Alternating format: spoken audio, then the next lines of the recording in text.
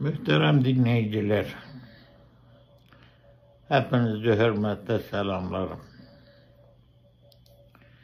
Ben ne siyaset bilirim ne ekonomi. Ben size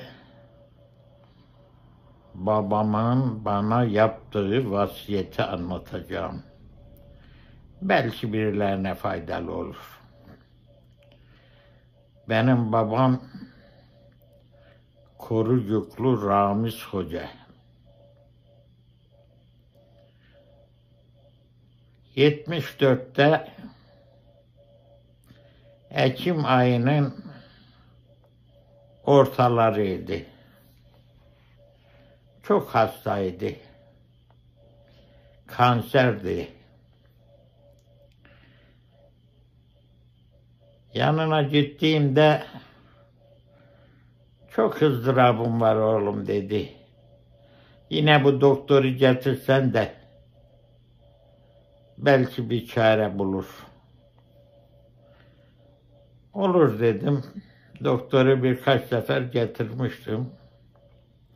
Doktor aynı zamanda benim de doktorumdu. Ülser vardı benim midenede. Yıldırım Bey, Doktor Yıldırım Bey bana da bakardı.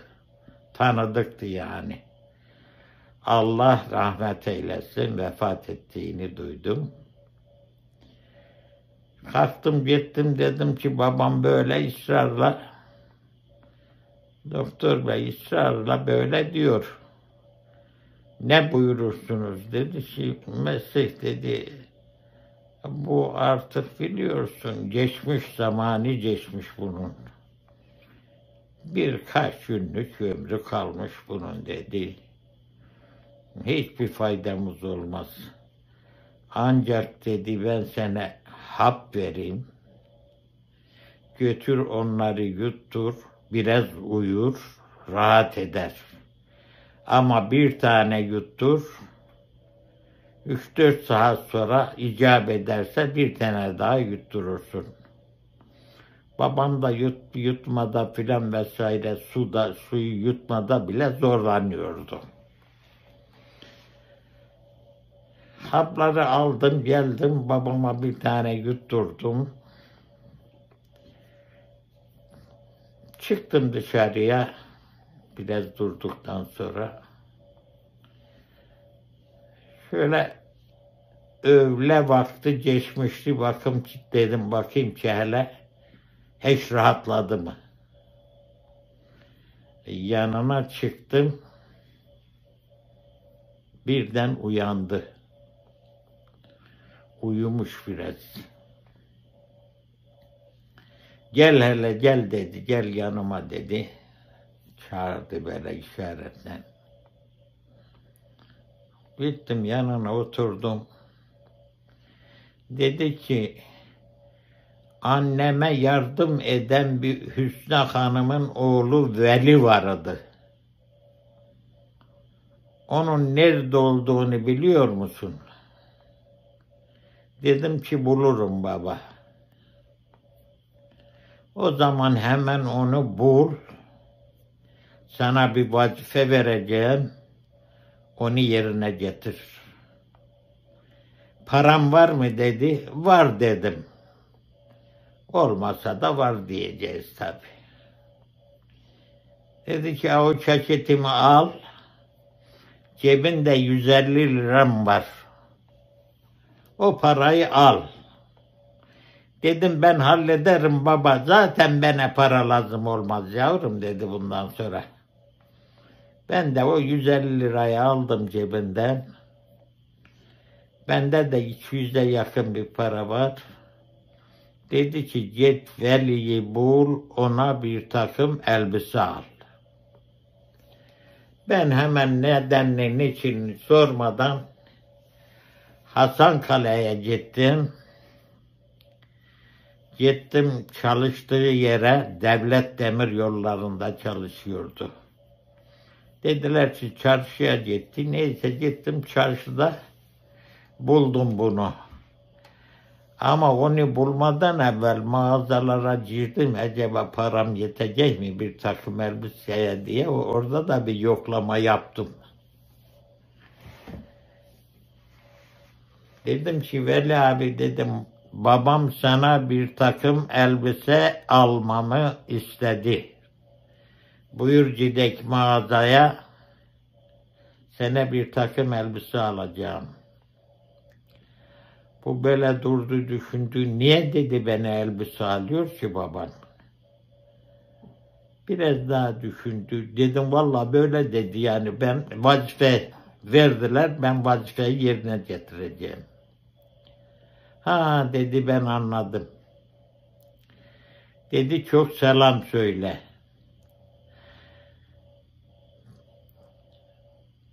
Benim onda hiçbir hakkım yok. O sadece şahit olmuştu hadiseye. Onun için ben bu parayı da almam, elbiseyi de almam, selam söyle, ellerinden öperim, bana dua etsin. Ben ısrarla dedim ki elbise almıyorsam bu parayı al, okul zamanı fakir fukaranın çocuğuna harcarsın. Defter alırsın, kalem alırsın, önlük alırsın filan vesaire. Zorla parayı verdim. Ve döndüm, geldim babamın yanına.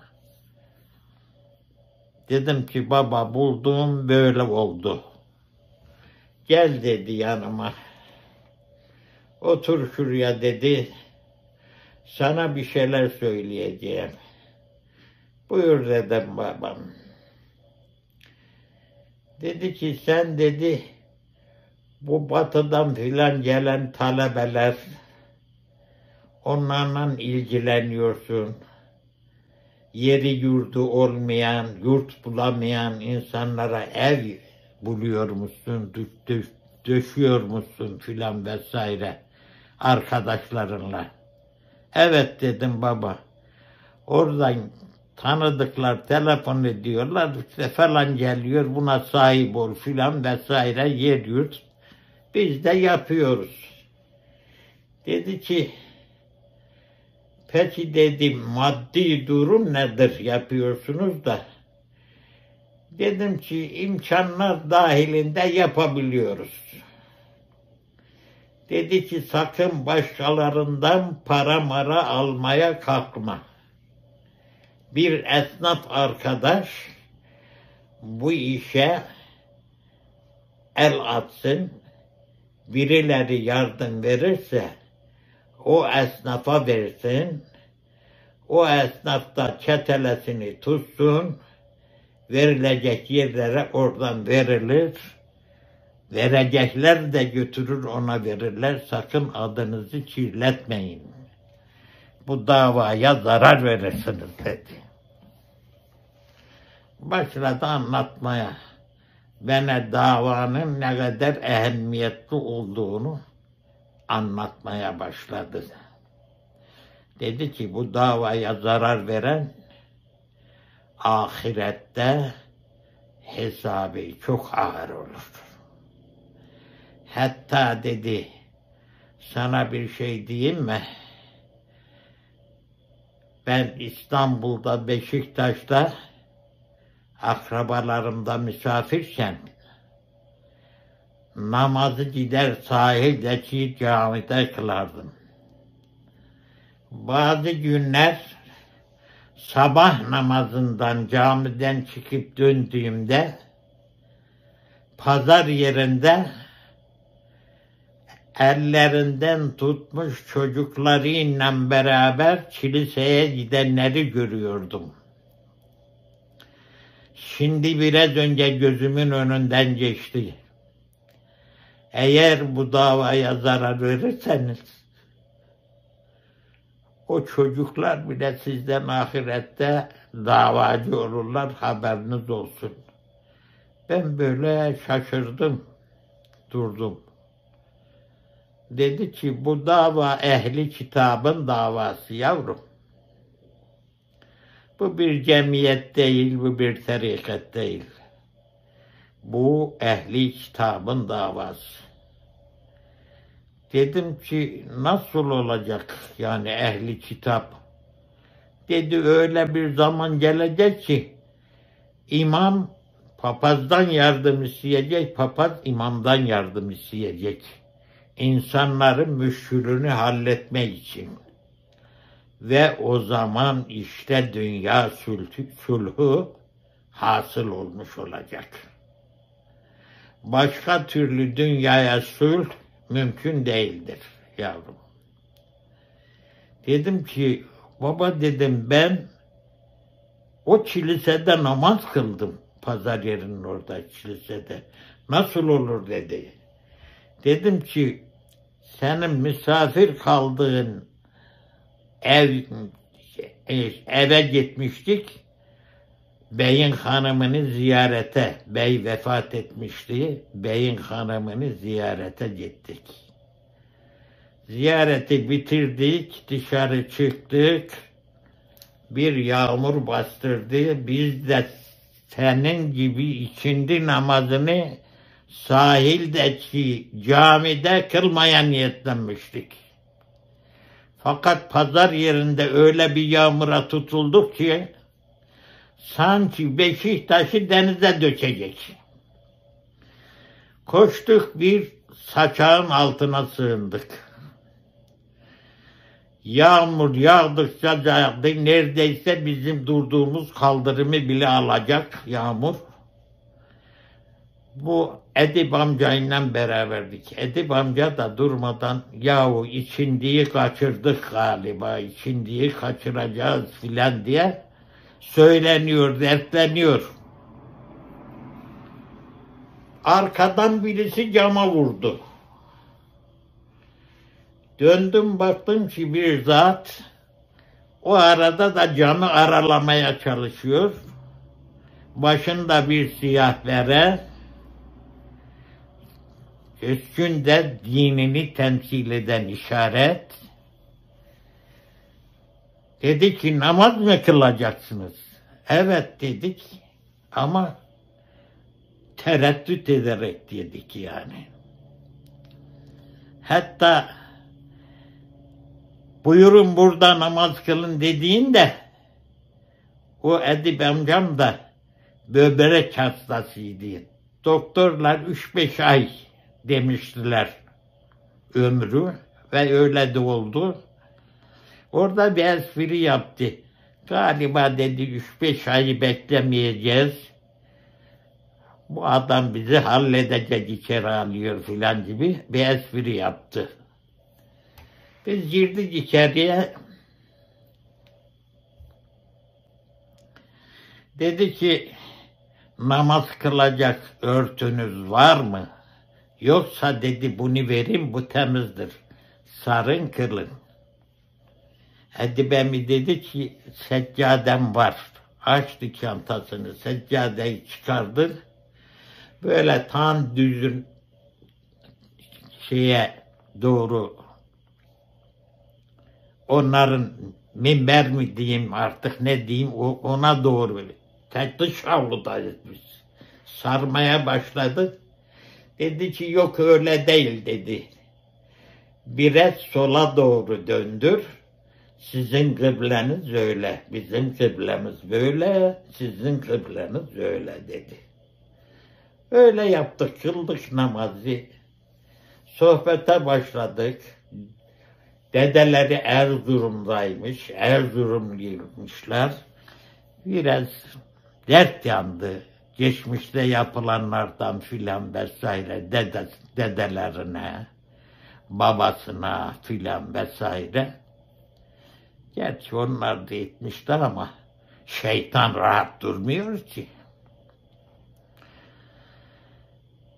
Epey konuştuk, yağmur durdu.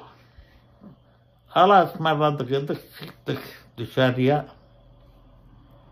Biraz ilerledikten sonra dedim ki amca, şimdi bu adam Sultanahmet Camisi'nin ilk girişteki bahçeye girse, Rabbisine ibadet etmeye çalışsa, herhangi bir şekilde Ne olur dedim.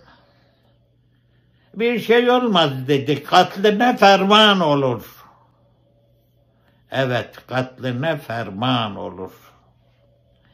Onun için bu dava, bu hizmet çok lazım. Ama ne yazdık anlayamadılar. Bir muhalif rüzgar esti. Biraz durakladı. Babam dedi ki, bak sen dedi gerçeğini görmüşsün oğlum. Rüyasını değil. Sen gerçeğini görmüşsün. Bu böyle olacak. Dedi ki, zarar vermemek için sana bazı şeyler anlatacağım. Vasiyet edeceğim. Şimdi sen burada daim olacak mısın? Olmayacak mısın? Yani abin Fethullah Hoca Efendi'nin yanında olacak mısın? Olmayacak mısın? Dedim ki baba, biliyorsun ben onu ne kadar sevdiğimi. Dedi mesele yok o zaman, biliyorum sevdiğini de. Ama benim anlatacaklarıma çok dikkat etmen lazım. Bu başka bir şey dedi. Dedim ki buyur. Dedi ki dünyadan ahirete tapusuz gideceğine söz veriyor musun? Biraz tereddüt ettim. Sonra dedim ki kendi kendime 3-5 saniye tereddüt ettim. Kendi kendime dedim ki 30 küsür senedir tapusuz yaşamışsın. Bundan sonra tapusuz yaşasan ne olacak yani? Evet dedim, söz veriyorum. Dedi yok, öyle değil. Abdestin var mı? Otur şuraya, dön kıbleye. Ya Rabbi beni tapusuz ahirete huzuruna al. Birkaç şey daha tembelledi. Aynen öyle onları da ifade ettim. Kalktım.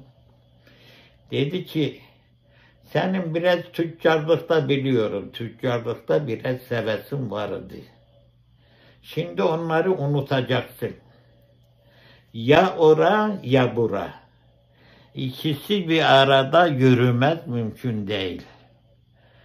Eğer ikisini bir arada yürütmeye kalkarsan öyle fitne çıkar ki ne hizmet kalır ne de sen kalırsın. Dedim nasıl olacak?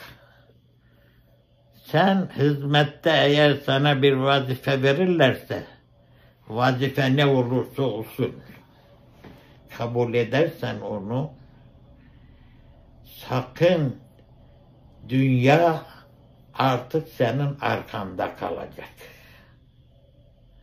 Hiç heves etmeyeceksin. Her şeyden uzak duracaksın ki hizmete zarar vermeyesin. Bir. İkincisi, ona fazla yaklaşmayacaksın.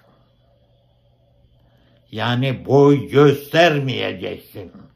Şımarmayacaksın. Oturduğu mekanda, bulunduğu mekanda senin yerin kapı arkası olacak. Sakın şımarıp yanına gitme, yaklaşma. Sana çok hem hizmete zarar verirsin hem de sen çok sıkıntı çekersin. Bazı temahkarlar vardır. Senden faydalanmak isterler.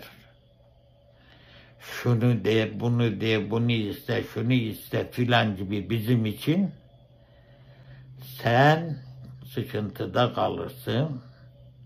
Bir de efendim şey olur yani, kıskançlık olur. Kıskanırlar, seni kıskanırlar. Sakın uzakta dur.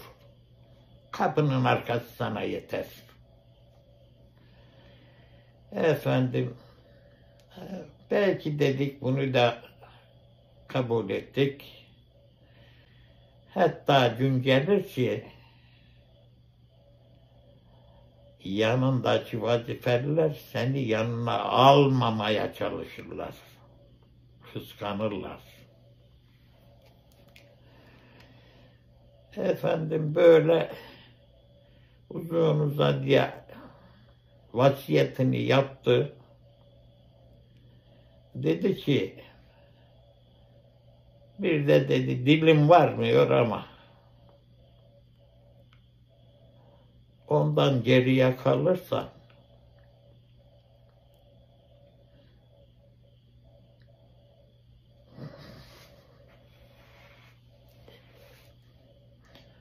ondan ne kaldıysa, dünyalık ne kaldıysa sakın dönüp bakmayasın. O ehli kitabın hakkı. Demin anlattık ya, papaz hocaya koşacak imama, imam da papaza koşacak. İşte o gün gelecek. Eğer varsa bir şey, onlar Allah yolunda onu harcayacak. Sen sakın bir kalemini bile alamazsın. Haramdır sana dedi. Sakın. Bazıları kendi yanlarına çekmek için seni de haramzade etmek için ağzına bir parmak bal çalabilirler. Sakın böyle bir şeye, tuzağa düşmeyesin dedi. Sakın. Dedim baba peki bu ehli kitap biraz biliyorum ama nedir ehli kitap dediğin? Dedi ki 4 kitap yok mu yavrum? Bunların mensupları yok mu? Bunlara inananlar yok mu? Belki bazıları dayaya yer uslanırlar. Diğerleri bu dairenin içine rahat rahat girer, hizmet ederler.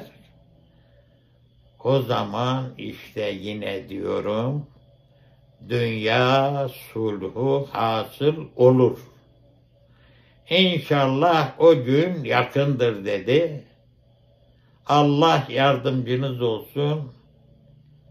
Allah kuvvet versin, Allah izan versin, Allah sabır versin dedi. Efendim, bu benim babam, Korucuklu Ramiz Hoca. Aynı zamanda Erzurum'un Nesrettin Hocası. Vefat ettiğinde 20 Ekim 74'te gazeteler şöyle manşet atmışlardı. Erzurum'un Nesrettin Hocası Hakk'a yürüdü. Allah sizin de geçmişlerinize rahmet eylesin. Benim de babama rahmet eylesin. Ramiz Hoca öyle bir hocaydı. Allah razı olsun. Sanki o bana dua ederken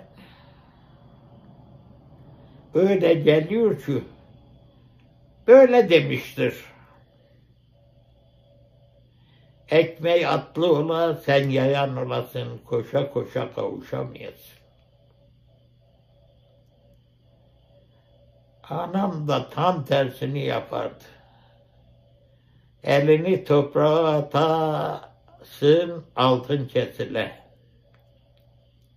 Anamınki tutmadı şükür. İkisi de güzel dua. Babamınki tuttu, Allah'a şükür. Allah yardımcınız olsun. Selamün aleyküm.